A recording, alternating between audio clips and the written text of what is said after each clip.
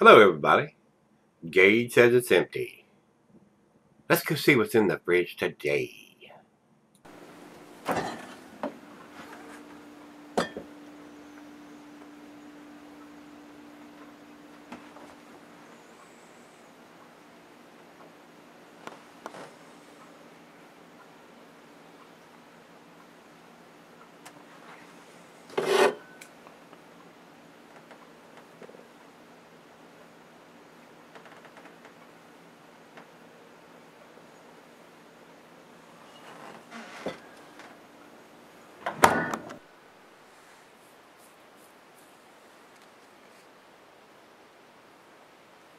Hey guys, welcome to Gregsbeerreviews. Today, I do appreciate you stopping by. Today's beer comes from Green Flash Brewing. These guys are out in California, or were. I don't know if they're still in business or not. I heard some news that they closed. They had a place here in Virginia Beach or somewhere out there on the East Coast, and they closed that one. So I don't know if they're still in business or not. I haven't seen any of their stuff in a long time. So I don't know if they're still producing beers. I heard rumors that they were bought out by this, that, and the other. So I don't know what's happened with them. So, and I've had this one in the fridge downstairs selling for a long time. So I don't know. I don't see anything on as far as vintage or dating on the label. Whether there's some black ink on the dark brown bottle with the beer in there that I can't see. I'll take a closer look and see if there's anything written on the bottle. When I come back, this is a 10.9%er, so it's going to keep for a long time. I don't think there's anything that was used in the brewing process that would keep you, no coffee or anything like that. So we're going to see, and like I said, I'll check when I come back to see if there's any kind of dating. I can't even, it's so dark, I can't even see if there's any kind of sediment or yeast cake or anything on the bottom of the bottle there. Probably be able to tell that. It's a big 22 ouncer. And when I pour her half in there, we'll see how cloudy that gets. Usually the half that I pour in my glass on these big bottles usually aren't that cloudy, but the back end pour sometimes is. So, like I said, I don't know if these guys are still producing beers, if they're under a different name, or what's going on with them. Over to Untappd, they say this beer is 85 IBUs, and the hops they say are Chinook, Columbus, Cascade, and Centennial, all excellent hops. So that is the only commercial description I have here. So it's that time. So let's get this down and get it opened and get it into the glass and see how well this has cellared. And guys, when I first started doing beer reviews, I could get Green Flash beers here. And they made some really nice IPAs. And I may have reviewed this. I didn't go back and look. So if I did or have, this is going to be the 2019 edition of whatever year this is.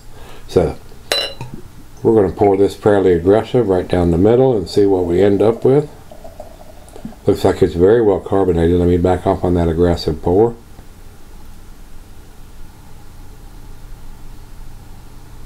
Wow. Very carbonated.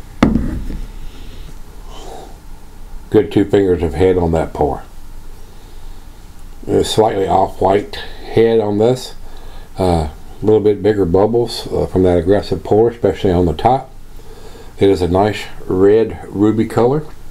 A lot of bubbles are streaming up. Looks to be very well carbonated, and it's been refrigerated ever since I've got it. It's been downstairs in the fridge for however many years this bottle is. This one has a green label on it. From the pictures I'm seeing on Untappd, they're showing two, a blue label and a green label. So I don't know if they changed it or did anything different as far as different years or whatever, or later versions of it. This is their barley wine. So good looking beer. Let's get it to the nose. Nice roasted malt. Hints of caramel and toffee.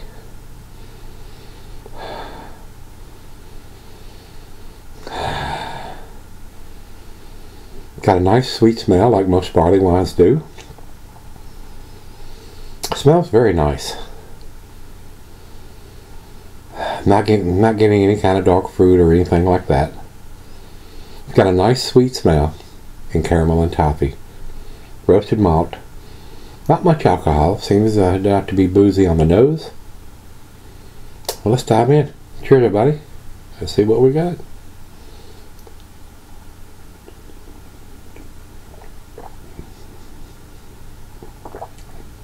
Definitely some nice caramel toffee notes in there.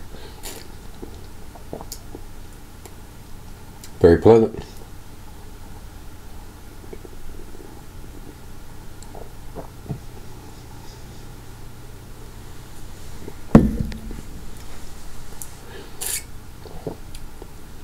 That's a tasty beer. It is very tasty beer. And if these guys have gone out of business or bought out or whatever, that's a shame.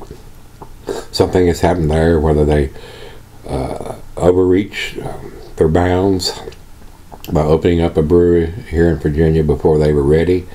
I don't know what the demise was on that and whether they're still in business. I'm not sure about that. I have heard a bunch of different rumors because they did close the brewery here in Virginia, and somebody else either went in or bought the equipment. So I don't know if they're still producing beers out in California or not. I don't know. Don't have that information. So if anybody does, you might want to post that in the comments. This is a tasty beer, guys. It is a very nice beer, very pleasant, fairly easy drinking for an almost 11% beer. And this one seems to have cellared very, very well. So let me sip on this one, pour her a glass, and we'll come back and see where it ends up. Alright guys, I'm back. Got a little left here. Tasty beer. It is a very tasty beer. I looked at the bottle when I got back. If they were dating their stuff, this one was older than that. Evidently before they were dating. I've had this one a long, long time. Wouldn't be surprised if it's somewhere between a 2012 and a 2013 edition, somewhere in that area, but there is no dating or vintage or anything like that, any kind of that information on the bottle. So fairly old beer. It has cellared very, very nicely. Typical barley wine notes, nice sweet aroma, caramel and toffee on the taste. Very pleasant to drink. Alcohol seems to be very, very well hidden now that it's cellared as long as it has. I didn't go back, like I said, and look and see whether I'd reviewed this one years ago or not.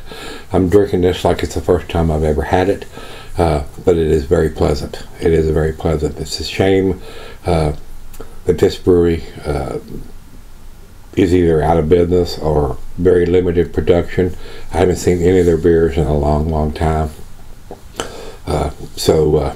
It is what it is, and it's a shame if they're not producing beers anymore, or if they've been bought out or whatever the excuse is. I didn't go try to research that. I just know I haven't seen any of their stuff around here in a long time. So with that being said, it's a very tasty beer. Awesome lacing that's left on the glass. Very, very pleasant. Very easy drinking for an almost 11%. A very nice barley wine. So let's do the final chug here. Look at the lacing on that glass. That's awesome.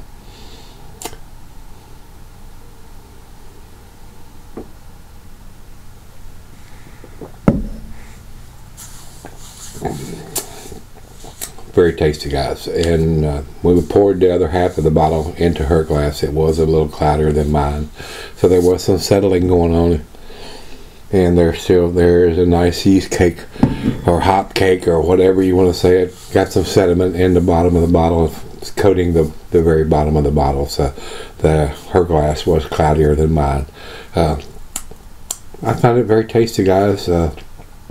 Probably, again, going to go against the grade on this for barley wine and grading it for what it is and what I'm drinking. For a very nice cellared barley wine, it's very tasty. A- for me, 92. That's where I'm going to put this. Over to Beer Advocate, they have it at 3.87, which is in the B+ range. I think it's a little better than that. Very typical, very easy drinking for an almost 11%, like I said. And Untapped has it at 3.64, which is in their B range. So I think it's better than that, guys. Very tasty. If it was bourbon barrel aged, it would probably be a little nicer. It'd probably get even a better grade from me on that. But it is not. So I hate to say that I would probably give it better grades, but you know, it doesn't say barrel aged or bourbon barrel aged on the bottle, so that probably should be irrelevant. But it's a tasty beer, and it has cellared very well. I don't know how much booze there would have been fresh. Like I said, I didn't go back and look and see whether I had done one of these a long time ago or not. But it has, like I said, cellared very well. So that's where we're going to leave it. I think it's a better beer than what Beer Advocate and Untappd both are saying. But that's just my opinion. Don't base it on what I say.